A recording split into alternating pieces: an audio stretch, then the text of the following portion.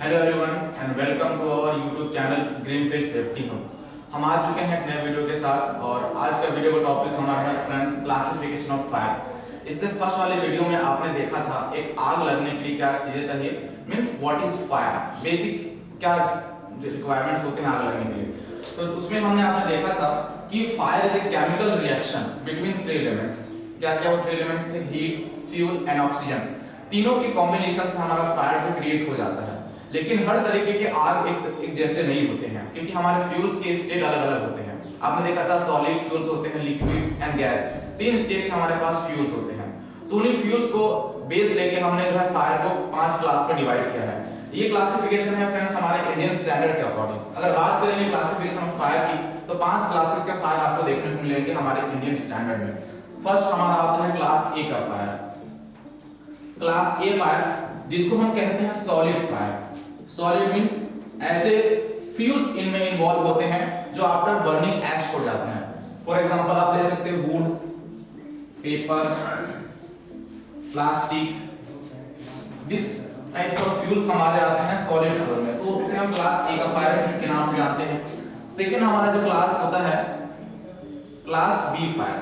Class B fire में हमारे ऐसे फ्यूल्स आते हैं फ्रेंड्स जो लिक्विड स्टेट के होते हैं, like flammable liquids.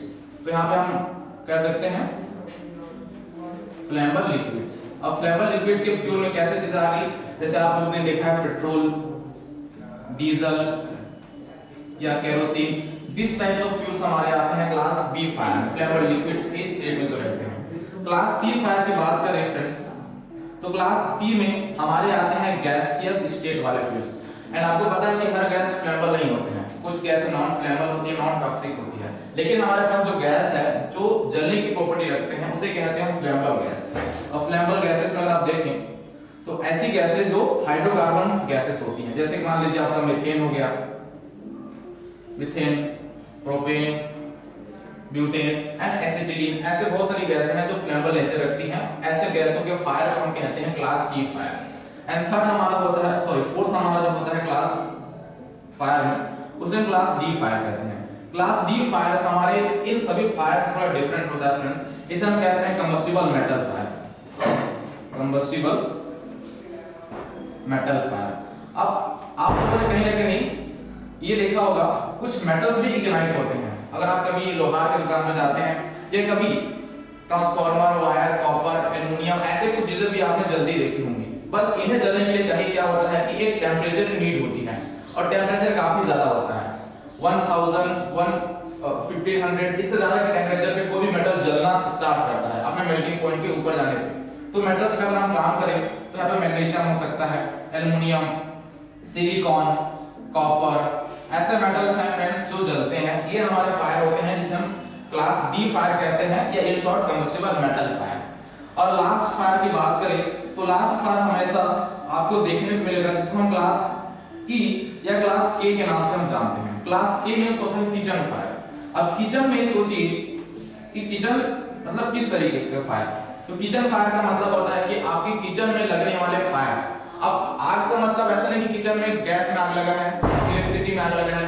Kitchen fire मतलब आपके कुकिंग ऑयल के थ्रू आग लगी है। अब कुकिंग ऑयल बहुत सारे हो सकते हैं, जैसे कि मान लीजिए आपका मस्टर्ड ऑयल हो गया, ठीक है, ऑलिव ऑयल हो गया, कैस्टर ऑयल हो गया। ऐसे कुकिंग में जो हम ऑयल इस्तेमाल करते हैं अगर उनमें आग लग जाती है तो ऐसे फायर को हम कहते हैं कुकिंग ऑयल फायर।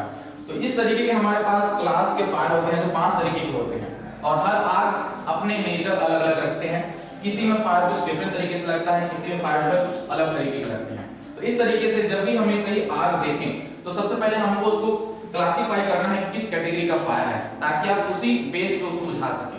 कहते हैं कि हर बीमारी को तरीके से आप नहीं दूर कर सकते, उसी तरीके से हर आग को आप एक तरीके से नहीं बुझा सकते। अगर गलत तरीके से अगर आप बुझाते हैं तो कई बार वो आग बुझने की जगह कई बार बढ़ भी सकता है गलत केमिकल रिएक्शन की वजह से। और वो आग किस तरीके से गलत केमिकल रिएक्शन करके आपके एक्सीडेंट को और बड़ा कर सकता है, ये हम कवर करेंगे नेक्स्ट वीडियो में। तो आज की वीडियो हम इतने ही कवर करेंगे फ्रेंड्स, क्लासिफिकेशन ऑफ फायर।